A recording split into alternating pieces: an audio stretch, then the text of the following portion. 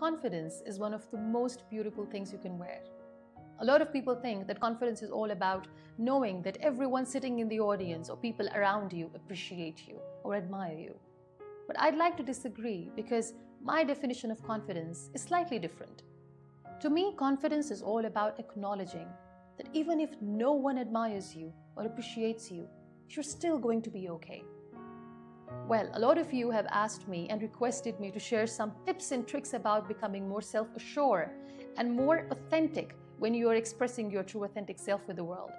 In today's video, I'm going to share two major elements which can really help you in becoming more self-assured and more authentic. Number one, be fluent when you speak. Fluency in any language comes with a lot of practice. And honestly, to me, the more fluent you are, the more authentic you sound.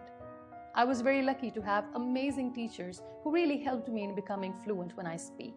I know not everybody is lucky enough, but trust me, even in today's time and age, it's very much